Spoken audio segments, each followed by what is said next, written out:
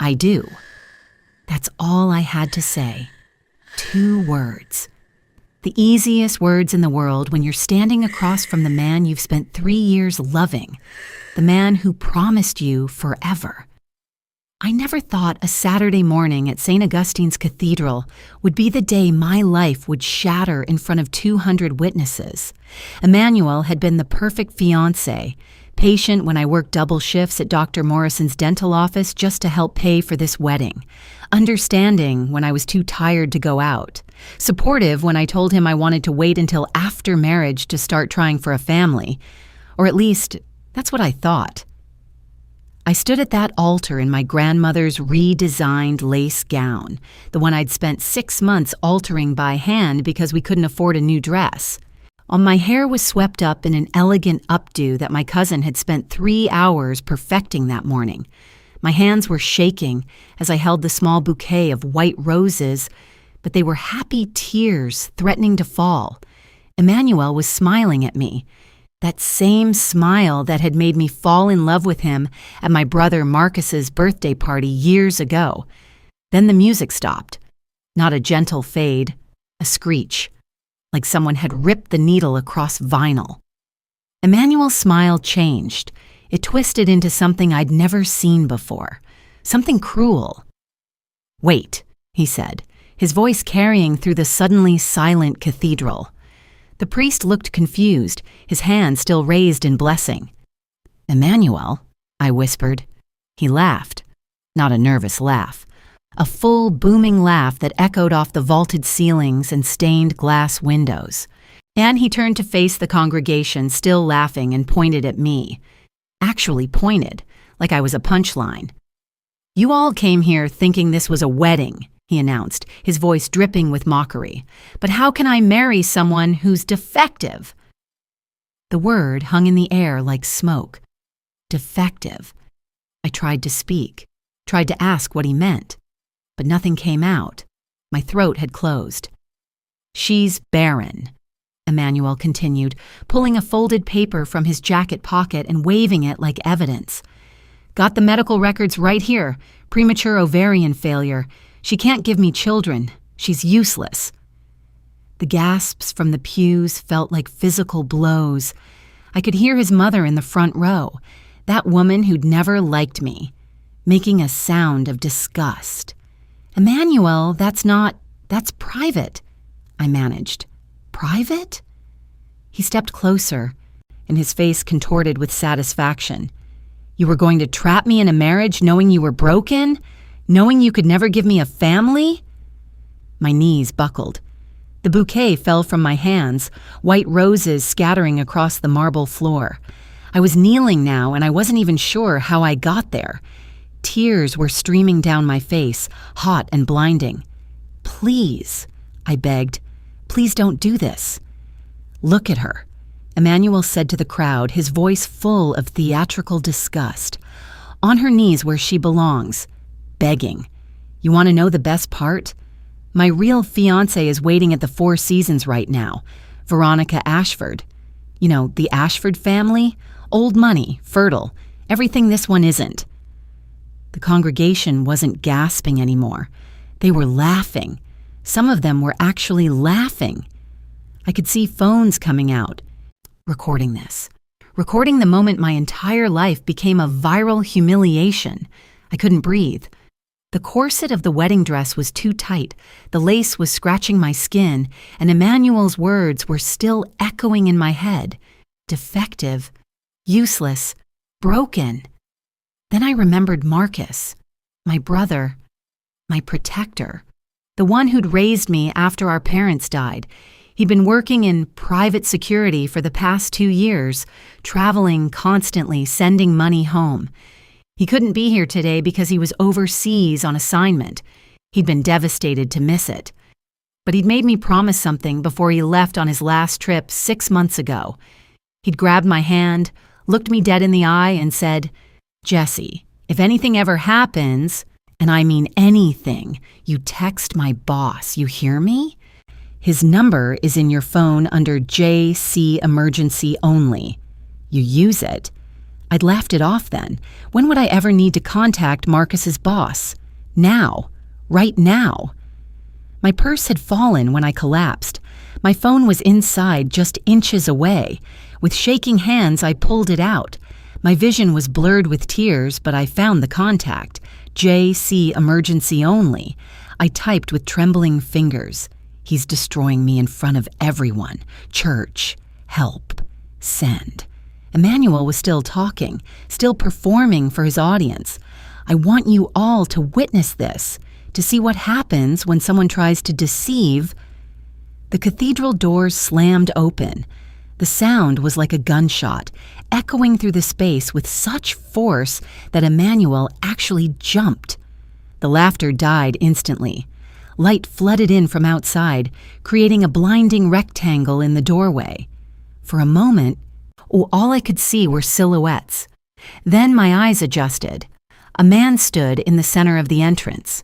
Tall, broad-shouldered.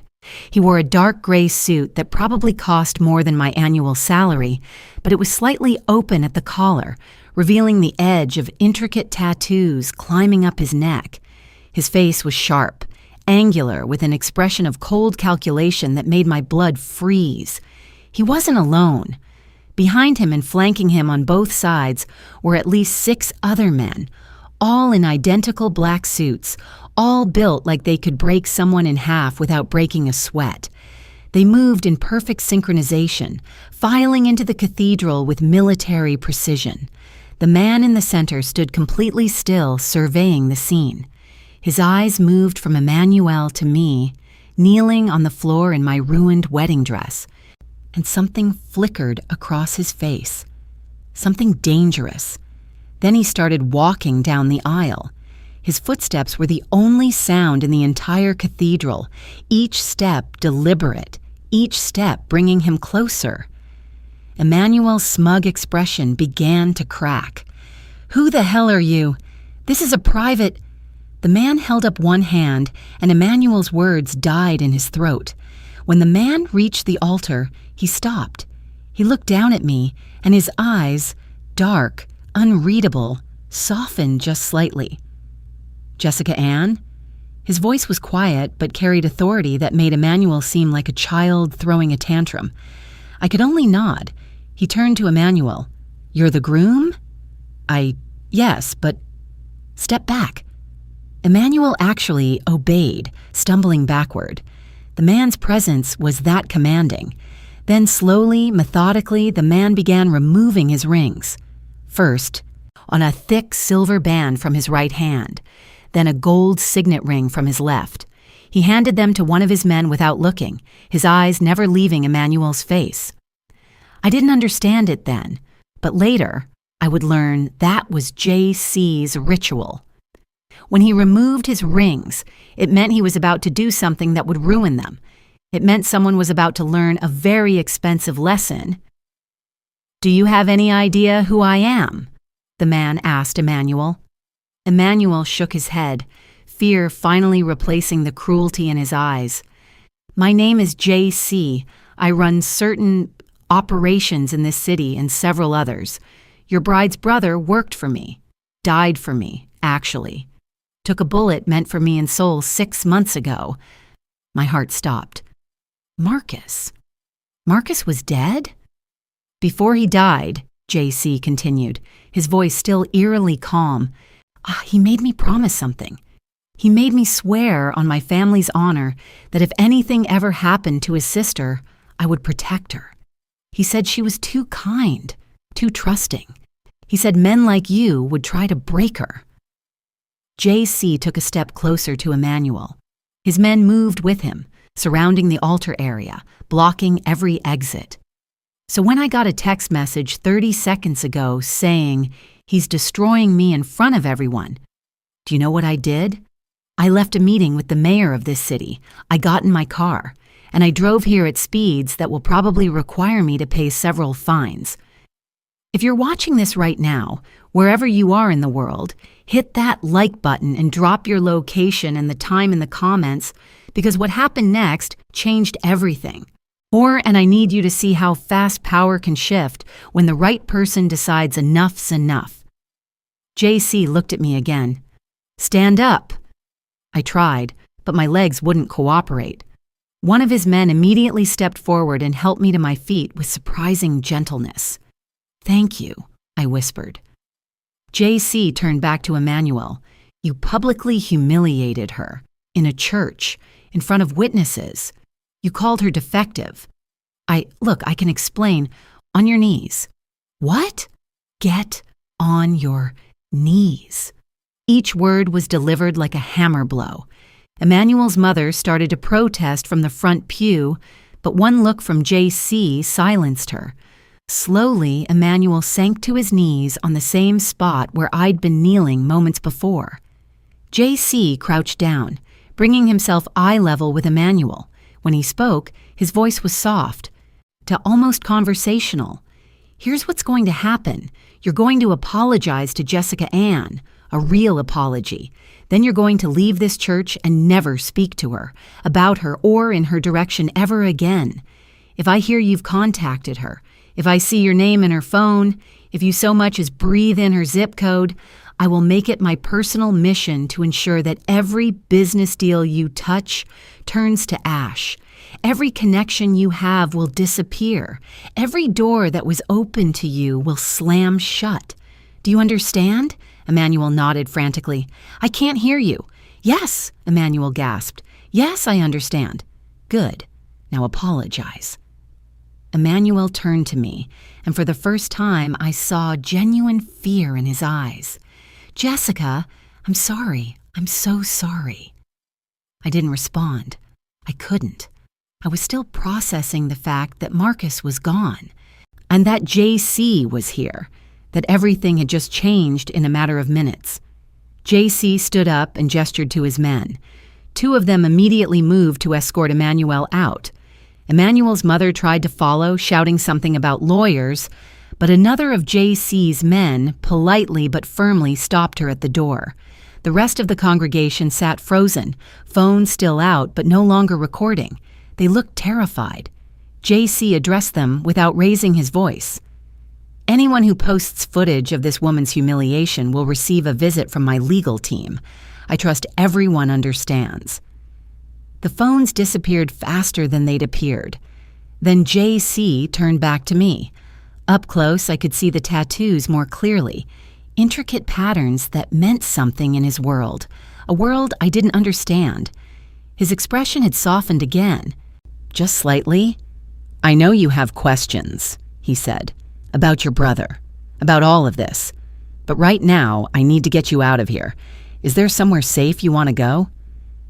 I thought about my apartment, the one I'd shared with my cousin until last month when I'd moved most of my things to Emmanuel's place in preparation for the marriage. I thought about how empty it would feel, how everyone here had just watched me be destroyed. "I don't know," I admitted. "Then come with me. I'll take you somewhere quiet. We'll talk. And then you'll decide what you want to do next." He offered his hand. I looked at it. Strong, tattooed, belonging to a man who commanded fear and respect with equal ease. I took it. As we walked down the aisle, past the silent congregation, past Emmanuel's horrified family, where past the scattered roses on the marble floor, I realized something. For the first time in 3 years, I wasn't walking beside Emmanuel's choices. I was walking beside my own. Jay Cee opened the cathedral door himself, and bright sunlight flooded in. A black car was waiting, engine running. He helped me into the back seat with unexpected gentleness, then slid in beside me. As we pulled away, I watched St. Augustine's Cathedral disappear in the rearview mirror. "Your brother," I said quietly. "Tell me what happened to Marcus." Jay Cee's jaw tightened. "He saved my life. We were ambushed in Seoul. He pushed me out of the way and took 3 bullets. He died in my arms." Tears started falling again, but they felt different now, not tears of humiliation, tears of grief. "He talked about you constantly," Jay Cee continued, "showed me pictures, and told me about how you'd raised yourself after your parents died, how you'd worked 3 jobs to put yourself through community college, how you always saw the best in people even when they didn't deserve it. He said you were the strongest person he knew. I didn't feel strong today. Strength isn't never breaking. It's getting back up after someone tries to break you. We drove in silence for a while. I watched the city pass by, familiar streets that felt foreign now. "Why did you really come?" I asked.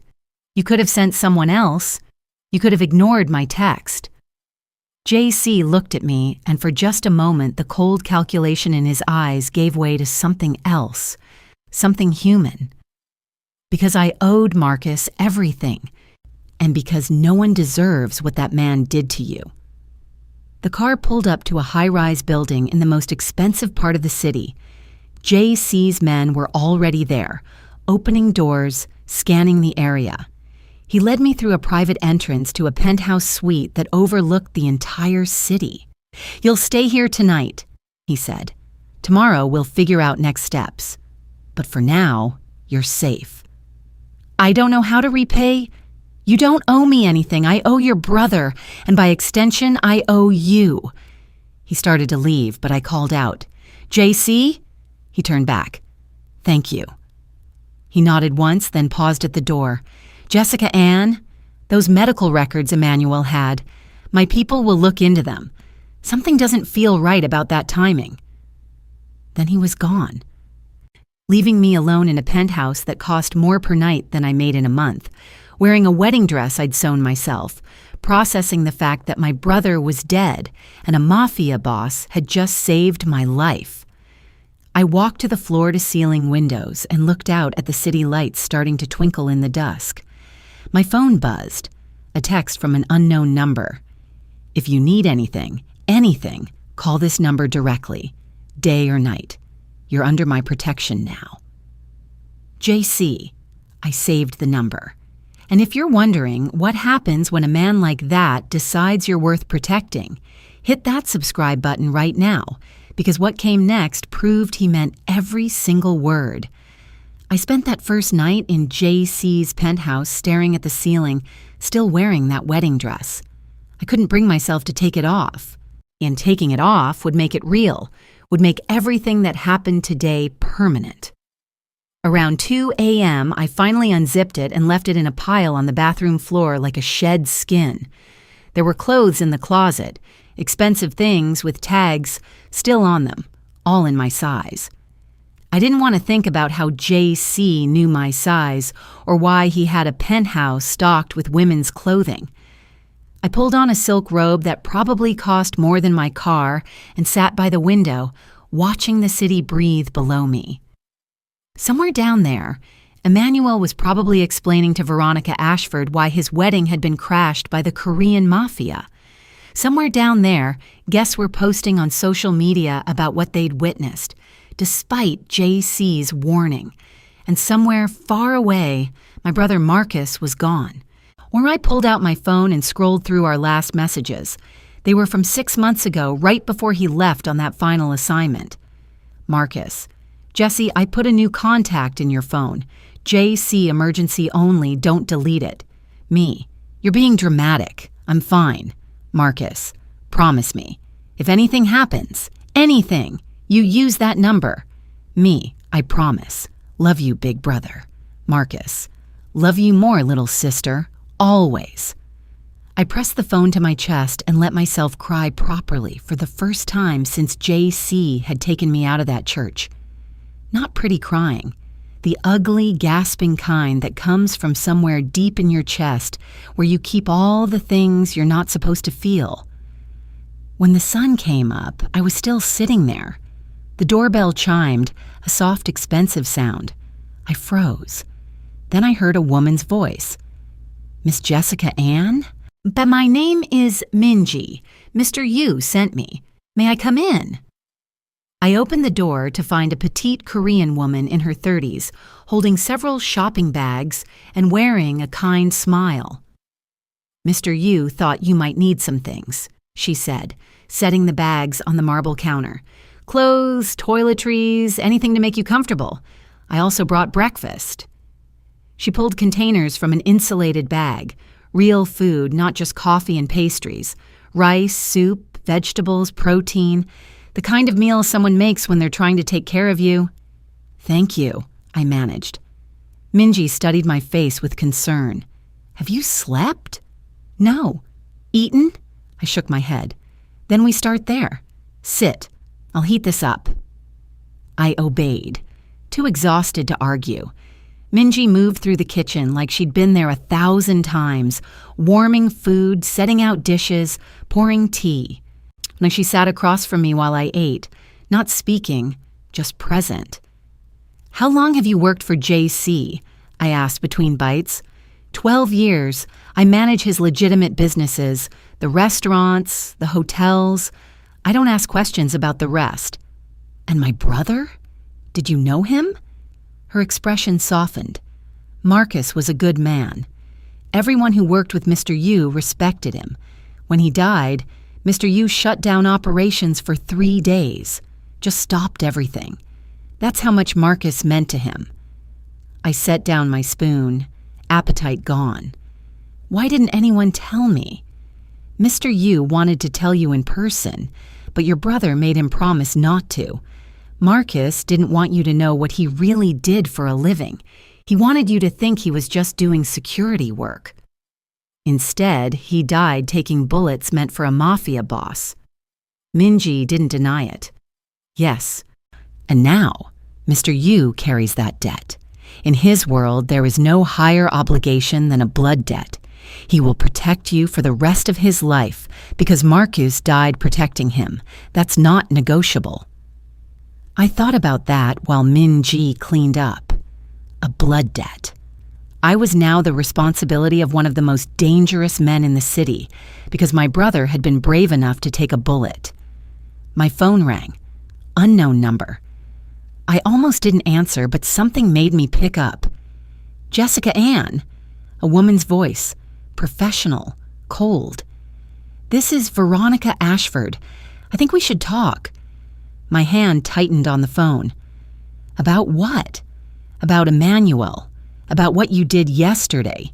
You sent gangsters to terrorize him at his own wedding." "His wedding?" I almost laughed. "That was supposed to be my wedding. And he humiliated me in front of everyone.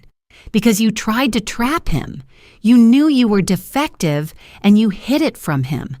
My family has lawyers who will make sure you never—" I hung up. The phone rang again immediately. I blocked the number. "Good," Minji said from the kitchen. "Don't engage with them. Mr. Yu's legal team will handle everything." I don't want to be in a legal battle. I just want to forget yesterday ever happened. Yesterday happened, and now you get to decide what comes next. Before I could respond, the penthouse door opened. Jay Cee walked in, still wearing a suit despite it being barely 8 a.m. on a Sunday. His men flanked him, but stayed by the door. "Minji, thank you. Can you give us a moment?" She nodded and gathered her things.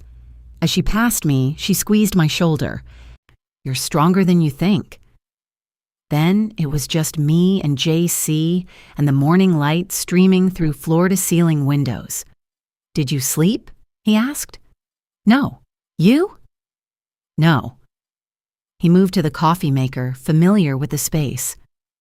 "I've been dealing with the aftermath of yesterday. Emmanuel's family is threatening lawsuits. His friends are spreading stories on social media. And the Ashford family's lawyers sent a cease and desist letter at 6 a.m. I'm sorry, I didn't mean to cause— Stop." He turned to face me, coffee cup in hand. "You didn't cause anything. Emmanuel did, and now he's learning what happens when you humiliate someone under my protection." "What are you doing to him?" Jay Cee smiled, but it wasn't a kind smile. "This morning, Emmanuel woke up to find his business partners withdrawing their investments, and the bank denied his expansion loan. His biggest client terminated their contract. And the building where he's been planning to open his new restaurant? The owner suddenly decided not to renew the lease." "You did all that overnight?" "I made a few phone calls. People in this city understand that crossing me has consequences. I should have felt vindicated, should have felt satisfied. Instead, I just felt tired. What about the medical records? You said something didn't feel right. Jay Cee's expression darkened. My people are looking into it. The clinic that issued those records? It's owned by a shell company. We're tracing the ownership now. You think Emmanuel's family falsified them? I think it's convenient that records declaring you infertile appeared right before Emmanuel was planning to leave you for a wealthy heiress. But we'll know soon enough. He set down his coffee and approached me slowly like I was something fragile that might break. Jessica Ann, I need to ask you something, and I need you to be honest. Do you want revenge, or do you want peace? I thought about it, really thought about it. I want to understand why he did this, why he waited until the altar, why he wanted to destroy me so publicly. Because he's cruel, because he thought he could get away with it, because men like Emmanuel believe women like you exist to serve their purposes, and when you can't, you're disposable. The words hit like a physical blow because they were true. Then I want him to understand what he did. I want him to feel what I felt. Jay Cee nodded. Then come with me. Where? To a different world. 30 minutes later, I was in the back of Jay Cee's car wearing clothes Minji had brought. Dark jeans, a silk blouse, leather jacket. Expensive but understated. The kind of outfit that said I belonged in Jay Cee's world. We drove out of the city into the suburbs, then beyond. The houses got bigger, the properties more spread out. Finally, we turned down a private road lined with ancient oak trees. At the end was an estate that looked like it had been transplanted from Korea. Traditional architecture mixed with modern luxury. Gardens that probably required a full-time staff. Security that was visible but discreet. This is your home?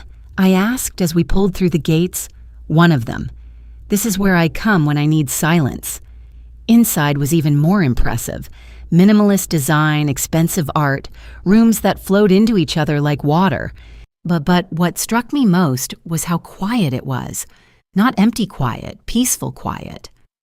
Jay Cee led me through the main house to a separate building in the back, a traditional Korean structure with sliding doors and interior gardens.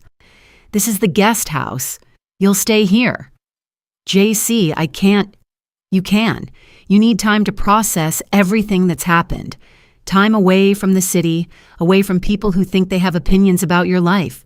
You'll have privacy, security, and space to figure out what comes next. Why are you doing this?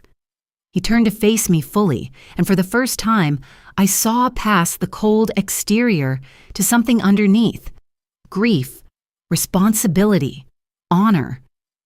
Because Marcus asked me to. Because I owe him my life. And because... He paused, choosing his words carefully. Because I know what it's like to be destroyed in public. To have your worth questioned.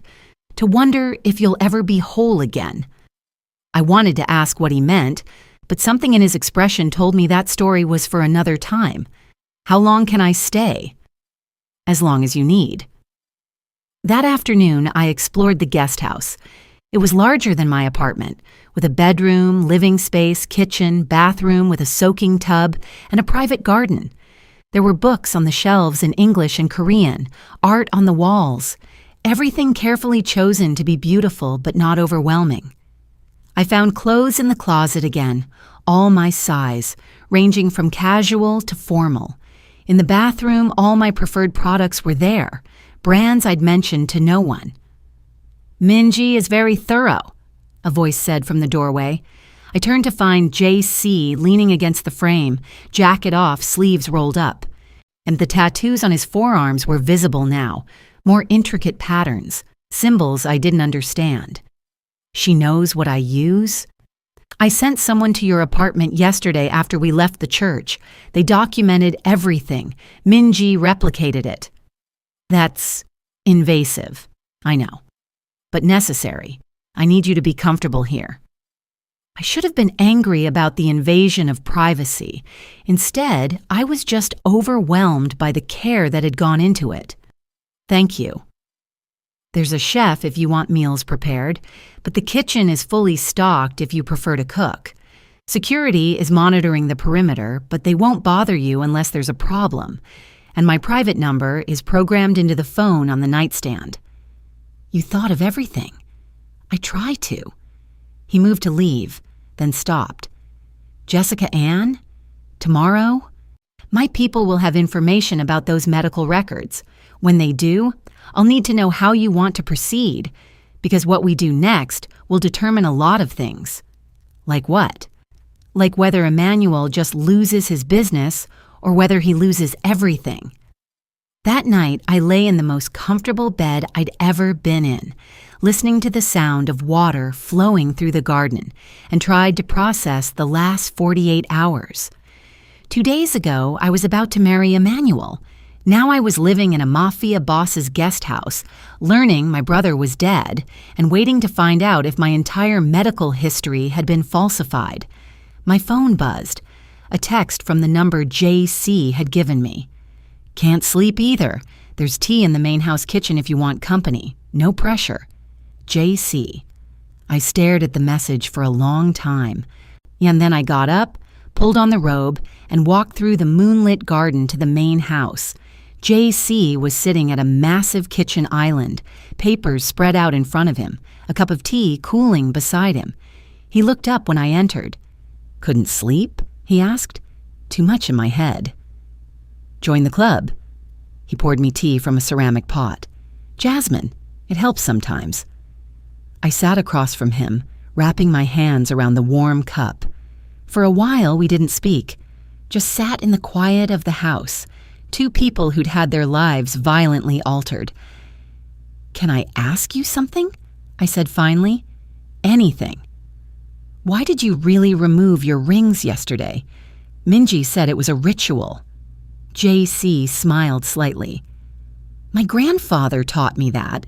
He said, when you're about to do something that requires getting your hands dirty, do you protect what matters? The rings are family heirlooms. Taking them off means I'm about to act in a way that's beneath their dignity. But not beneath yours? I've never claimed to be dignified. And pointing a gun at Emmanuel's head, that would have gotten your rings dirty. I didn't have a gun yesterday. But you would have used one if you needed to. He didn't deny it. Yes. That should scare me. Does it? I thought about it. About how safe I'd felt when Jay Cee had walked into that church. How protected I'd felt in his car, in his penthouse, in this house. No, it doesn't. Something shifted in his expression. Not much, just a slight softening around the eyes. Your brother said you were too trusting. That you saw the best in people even when they showed you their worst. And you think that's a flaw? I think it's dangerous, but also rare. Most people in my world lost that quality a long time ago. Is that why you do what you do? Because you lost it? Jay Cee was quiet for a long moment. When he spoke, his voice was different, softer, almost vulnerable. I do what I do because I was raised in a world where power is the only currency that matters. My grandfather built an empire on loyalty and fear. My father maintained it through strategy and violence. I inherited both legacies. Do you ever want out? Every day, and never. I understood that. The contradiction of being trapped in something that also defines you. What was Marcus like? In your world? Jay Cee's expression softened completely. He was the most honest person I've ever met. In a business built on deception, Marcus never lied. He told me exactly what he thought, even when I didn't want to hear it, especially when I didn't want to hear it. That sounds like him. He talked about you constantly, showed me pictures of you graduating from community college, starting your job at the dental office, meeting Emmanuel. Jay Cee's jaw tightened at the name. He had doubts about Emmanuel from the beginning. He never said anything. Because you seemed happy, and Marcus wanted you to be happy more than anything in the world. Tears threatened again. I blinked them back. How did it happen? His death? Jay Cee stood and walked to the window, looking out at the moonlit gardens. When he spoke, his voice was carefully controlled. We were in Seoul meeting with associates. Someone leaked our location. 5 men ambushed us in an alley. Marcus saw the guns first. He pushed me behind a dumpster and returned fire, but there were too many of them. He paused, and I could see his hands clench into fists. I told him to run, to get out, but he stayed, kept firing until I could get to safety. By the time my backup arrived, he'd been hit 3 times. I held him while we waited for the ambulance, but we both knew he wasn't going to make it. What did he say? Jay Cee turned back to me, and I saw something in his eyes I hadn't seen before. Grief, raw and unprocessed. He said, "Take care of my sister. Promise me. She's too good for this world. Don't let them break her." Those were his last words. The tears came then, and I didn't try to stop them. Jay Cee crossed the kitchen, and after a moment's hesitation, put his hand on my shoulder. The gesture was awkward, like he wasn't used to comforting people. But it was genuine. "I'm sorry," he said quietly. "I should have protected him better. It wasn't your fault." Yes, it was. In my world, everything is my responsibility. Everyone who works for me is my responsibility. Marcus died because of my enemies. That makes it my fault. He chose to save you. That was his choice. A choice he made because he was loyal to me. Loyalty I didn't deserve. I looked up at him. This dangerous man who commanded fear and respect in equal measure, and saw the weight he carried, the burden of being responsible for everyone in his orbit. "You gave him purpose," I said. "Marcus always wanted to protect people. You gave him a way to do that." Jay Cee nodded slowly, then stepped back, and the vulnerability disappeared behind the cold mask again. "It's late. You should rest." "So should you. I'll rest when I'm dead." That's not funny. It wasn't meant to be. I started toward the door, then turned back. "Jay Cee, thank you for telling me about Marcus, for keeping your promise to him." I'll always keep my promises, especially to people who die keeping theirs. As I walked back through the garden to the guest house, I realized something. I'd spent 3 years with Emmanuel and never once felt as understood as I did after one conversation with Jay Cee. That thought terrified and comforted me in equal measure. The next morning, Jay Cee was gone. Minji appeared with breakfast and an explanation. "Mr. Yu had business in the city. He'll be back this afternoon with information about your medical records." The day stretched out endlessly. I tried to read, to explore the estate, to do anything to keep my mind occupied, but all I could think about was what Jay Cee would find. Were the records real? Was I actually infertile? Had Emmanuel been telling the truth, just in the cruelest possible way? Or had his family fabricated everything to justify his betrayal? Around 4 p.m., I heard cars approaching, multiple vehicles. I looked out to see Jay Cee's convoy pulling up to the main house. My phone buzzed. "Main house, dining room, bring questions. Jay Cee." When I entered the dining room, Jay Cee was standing at the head of a long table covered in papers, files, and a laptop showing what looked like financial records. 2 of his men were there. One I recognized from the church, and muscular and silent. The other was older, wearing glasses, looking more like an accountant than a bodyguard. "Jessica Ann," Jay Cee said, his voice tight with controlled anger. "Sit down. We need to talk." I sat. My hands were shaking. The man with glasses spoke first, his accent thick, but his English precise. "Miss Jessica Ann, my name is Park. I handle financial investigations for Mr. Yu. We've spent the last 36 hours tracing the medical records that Emmanuel presented at your wedding." He slid a file across the table to me. "The clinic that issued those records is called Harmony Women's Health. It's a legitimate practice with a good reputation. However, 3 months ago, they received a wire transfer of $50,000 from a shell corporation called Westridge Holdings.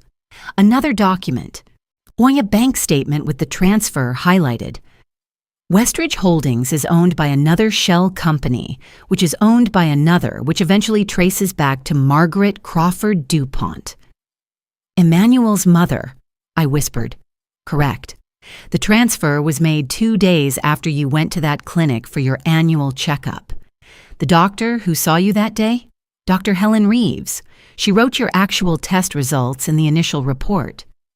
Park pulled up a document on the laptop. Medical letterhead. My name. Results that showed everything was normal. Then, 3 days later, a second report was filed. Same tests, different results. This one showed premature ovarian failure. It was the second report that was sent to you and that Emmanuel later acquired. My vision blurred, so I'm not infertile. No, your reproductive health is completely normal. And the second report was a fabrication. The room spun. I gripped the edge of the table. Emmanuel's mother paid them to lie, to falsify my medical records so he could justify leaving me. Yes, Jay Cee said, his voice like ice, and Dr. Reeves has already been arrested. She's cooperating with authorities, confirming that Margaret Crawford DuPont approached her with the scheme. Why would she do this? Why not just have Emmanuel break up with me? The older bodyguard spoke for the first time. Control. Public narrative.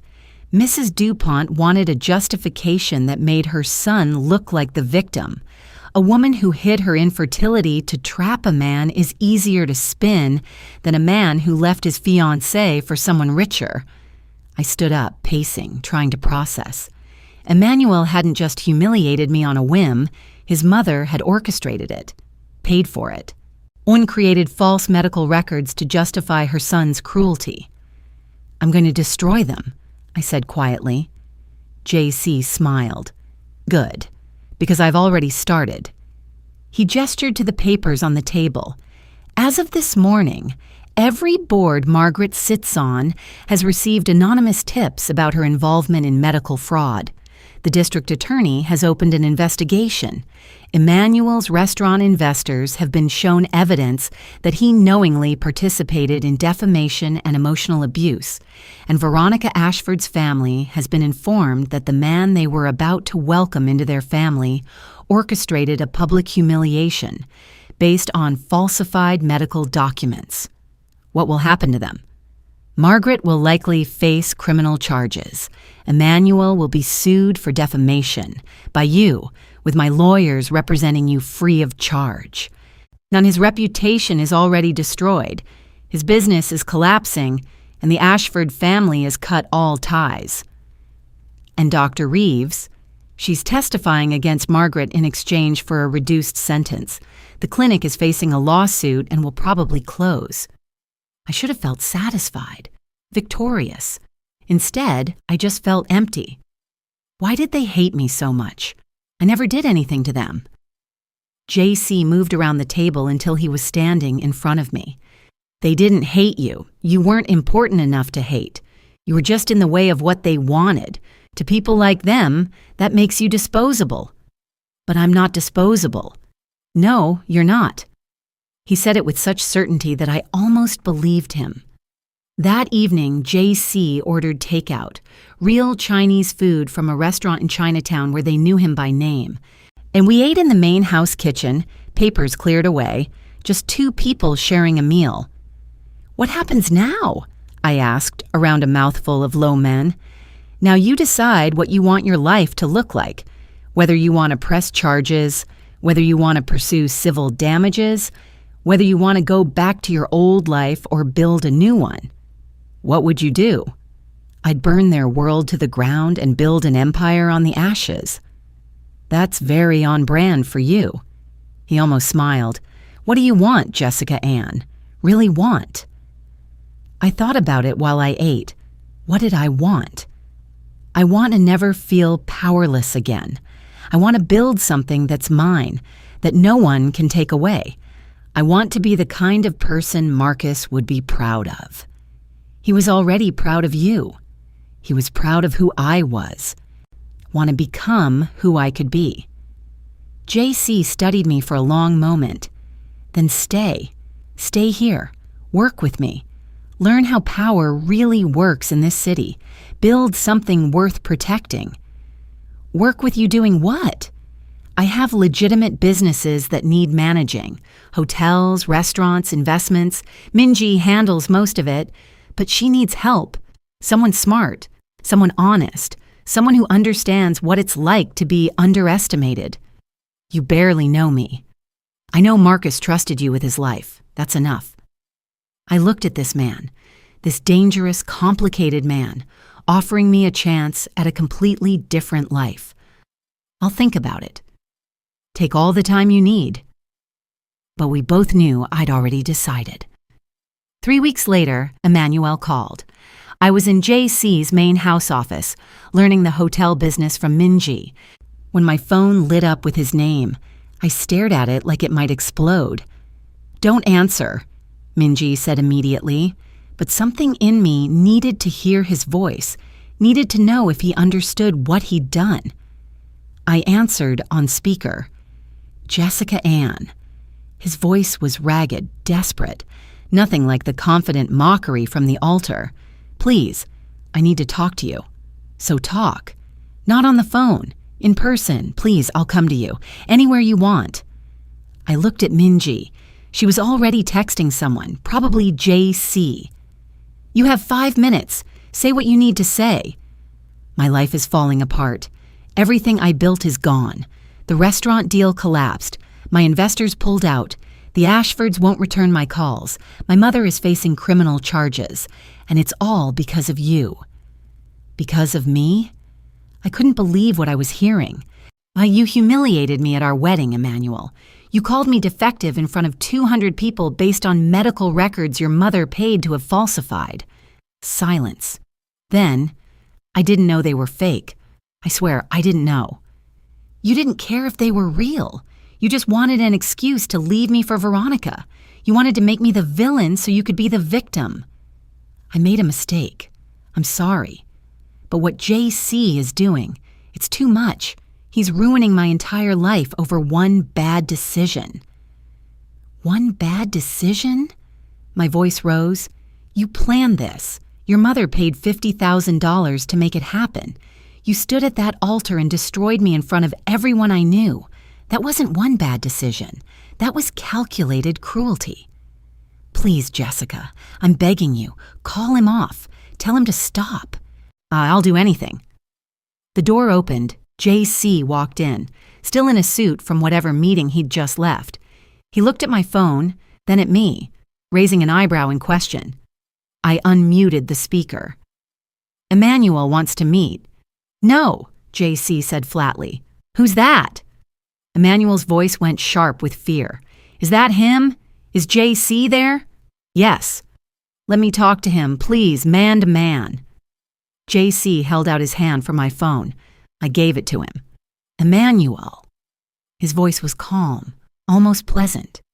You have 10 seconds to explain why you're calling the woman you publicly humiliated. I want to apologize. Properly. Face to face. I'll do whatever she wants. Whatever you want. Just stop destroying my life. Your life isn't being destroyed. It's being corrected. You built everything on lies and cruelty. I'm simply revealing the truth. I made a mistake. You made a choice, multiple choices, and now you're learning that choices have consequences. I'll give her money. I'll make a public apology. You'll do nothing, Jay Cee interrupted, because you have nothing left to offer. Your business is bankrupt. Your reputation is gone. Your connections won't return your calls. You are exactly as powerless as you tried to make Jessica Ann feel. How does it taste? Emmanuel was crying now. Actually crying. Please, I'm losing everything. Good, that's the point. Jay Cee's voice didn't change. Still calm, still pleasant, still absolutely terrifying. Let me be very clear. You will never contact Jessica Ann again. You will never speak her name. You will never think about her. Because if you do, what I've done so far will seem merciful compared to what comes next. You can't just, I already have. And if you're considering legal action, know that I have recordings of you admitting you knew about your mother's fraud.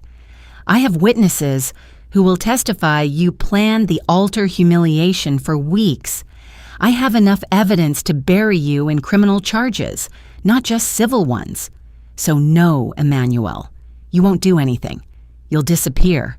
You'll rebuild somewhere far from here, and you'll spend the rest of your life grateful I let you keep breathing. Jay Cee ended the call and handed me back my phone. Was that too much? He asked. I thought about Emmanuel kneeling in that alley behind the restaurant where I'd heard he was now washing dishes to pay rent. Thought about his mother facing fraud charges. And thought about Veronica Ashford's family publicly denouncing him. No, I said. That was exactly right. Minji smiled. Mr. Yu doesn't do things halfway. Clearly. That afternoon, Jay Cee took me to one of his hotels in downtown. Not to stay, to see. We walked through the lobby, the restaurant, the conference spaces. Staff greeted him with respect that bordered on reverence. This was my first legitimate business, he explained as we rode the elevator to the top floor. My grandfather believed you needed both worlds, the underground connections for power, the legitimate businesses for legacy. And you agree? I'm still here, aren't I? The top floor was a penthouse suite under renovation. Workers stopped when they saw Jay Cee, bowing slightly before continuing their work. What's this going to be? I asked, on looking at the exposed brick and floor-to-ceiling windows. That depends on you. I turned to face him. What do you mean? Jay Cee leaned against the window frame, the city spreading out behind him. You said you wanted to build something that's yours, something no one can take away. I'm offering you this space to do it. I don't understand. Start a business. Whatever you want. I'll provide the capital, the space, the connections. You provide the vision and the work. After 2 years, if it's profitable, you buy me out at cost. If it's not, we dissolve it with no hard feelings. I stared at him. Why would you do that? Because Marcus would have wanted you to have opportunities. Because you're smart and capable and wasted at that dental office. And because I invest in people who deserve it. I don't know anything about running a business. You'll learn. Minji will teach you. I'll teach you. You're not starting from zero. You're starting with every resource I can provide. I walked to the windows, looking down at the city where 3 weeks ago my life had shattered, where Emmanuel was now struggling to survive, where I'd been powerless. What kind of business? Whatever you want. Boutique hotel, restaurant, consulting firm, art gallery. You tell me what you're passionate about and we'll build it. I thought about all the years I'd worked as a receptionist, answering phones, scheduling appointments, managing someone else's business. I thought about the skills I'd learned, the connections I'd made, the way I could read people in situations. Event planning, I said suddenly. Luxury event planning. Corporate events, weddings, galas. I know how those spaces work. I know what people want, and I know how to deliver it. Jay Cee smiled. Then that's what we'll build. Over the next 2 months, the penthouse transformed. Minji connected me with designers, contractors, vendors. Jay Cee introduced me to potential clients, people who owed him favors and were happy to give an unknown event planner a chance. I worked 18-hour days, learning everything about running a business, licensing, insurance, contracts, marketing. Jay Cee's accountant taught me to read financial statements. His lawyer taught me to negotiate deals. Minji taught me the art of relationship management. And slowly, carefully, I built something real. My first client was a tech company launching a new product. and they wanted an event that would generate buzz. I delivered a rooftop experience with interactive demonstrations, celebrity guests, and media coverage that tripled their target. My second client was a wedding, not mine this time. A couple who wanted elegance without ostentation. I gave them intimacy with luxury. The photos went viral. By month 3, I had a waiting list. Jay Cee watched it all with something like pride. He attended my events sometimes, standing in the back with his men, observing. His presence made people nervous and excited in equal measure. It didn't hurt that having Jay Cee's visible support made other clients take me seriously. "You're good at this," he said one night after a particularly successful gala. We were in the penthouse office, my office now, reviewing the night's feedback. "I'm learning." "No, you're excelling. There's a difference." I looked at him, this man who'd saved me, protected me, and now mentored me. The tattoos on his neck were visible above his open collar. His expression was relaxed in a way I rarely saw. "Can I ask you something?" I said. "Always." "Why are you really doing this? And don't say it's because of Marcus. This is more than a blood debt." Jay Cee was quiet for a long moment. When he spoke, his voice was careful. "When I found you, kneeling on that church floor, crying while people laughed and filmed you, I saw something I recognized. Not your situation specifically, but the feeling of being torn apart in public, of having your worth questioned by people who should have protected you." "That happened to you?" "A long time ago, in Korea. Before I came here, my father was betrayed by his own brother, and our family was humiliated. My mother was paraded through the streets as an example of what happens when you cross the wrong people.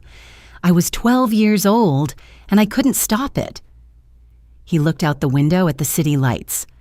"I swore that day I would never be powerless again. I would never let someone I cared about be destroyed while I watched.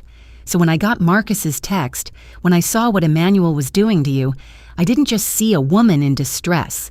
I saw a chance to finally do what I couldn't do when I was 12, to actually save someone." My throat tightened. "You saved me." "You saved yourself. I just provided the tools." "That's not true. Without me, you would have found another way, because that's who you are. That's what Marcus knew. You're a survivor, Jessica Ann. You just needed someone to remind you."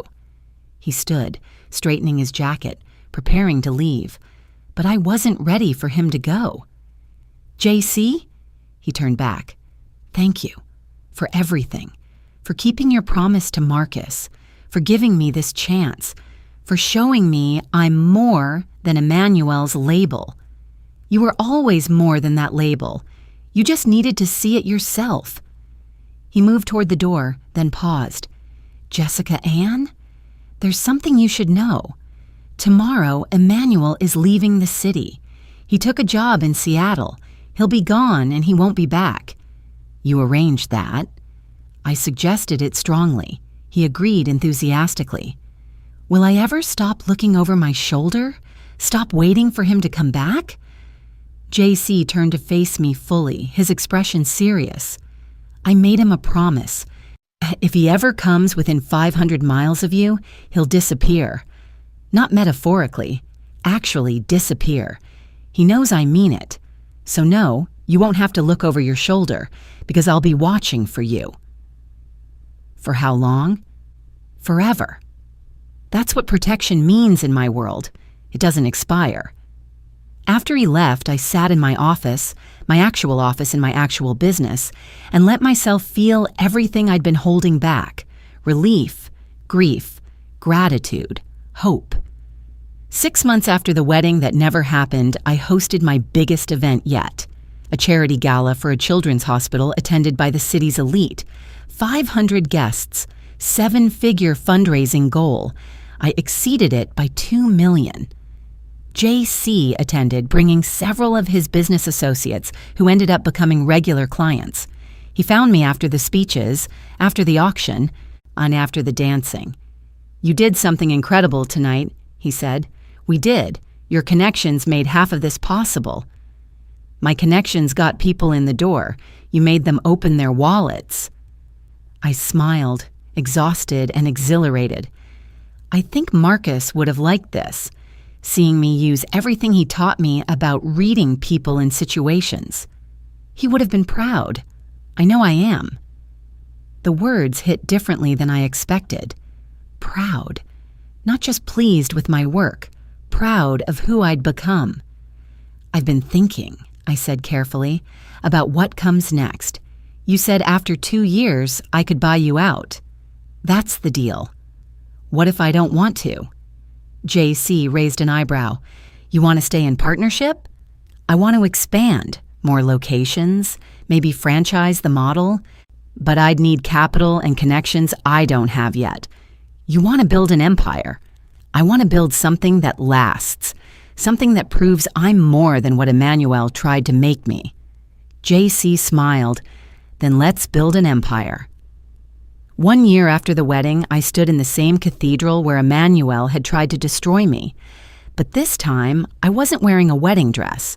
I was wearing a power suit, overseeing the setup for a senator's daughter's wedding. My team moved with precision. Florists, caterers, musicians, all coordinated perfectly. This was my 20th cathedral wedding since starting the business. Each one was a small victory over the memory of my own. Jay Cee appeared in the doorway, backlit like he had been that day. But this time, there was no emergency. Just a business partner checking on a major event. "How's it going?" he asked. "Perfectly. We'll be ready in 2 hours." "You've come a long way from kneeling on this floor." I looked at the spot where I'd sent that desperate text, where my old life had ended. "I was thinking about that this morning, about what you said when you found me here, about power shifting when the right person decides enough is enough." "I remember. You were that person for me. You decided I was worth protecting, worth investing in, worth believing in when I couldn't believe in myself." Jay Cee moved closer, his expression serious. "I need you to understand something. I didn't make you strong. I didn't make you capable. I didn't make you successful. You were always those things, and I just removed the obstacles that were keeping you from seeing it.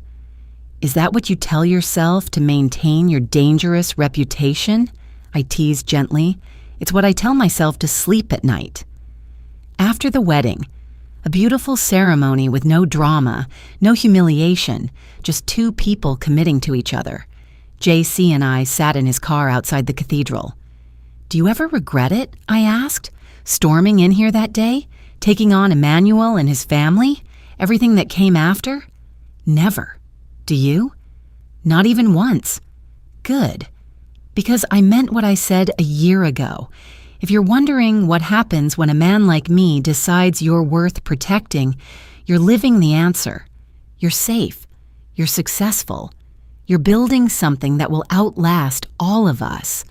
And no one, not Emmanuel, not his family, not anyone, will ever make you kneel on a floor again." I looked at the cathedral in the rearview mirror, then at the city spreading out before us. I used to think I needed someone to complete me. That's what Emmanuel promised, a complete life, a complete family, a complete future. And now? Now I know I was already complete. I just needed room to grow. Jay Cee started the car. "Where to?" "Home, to the estate. I have designs to review for the new Seattle location." "Seattle? That's ambitious. You said we were building an empire.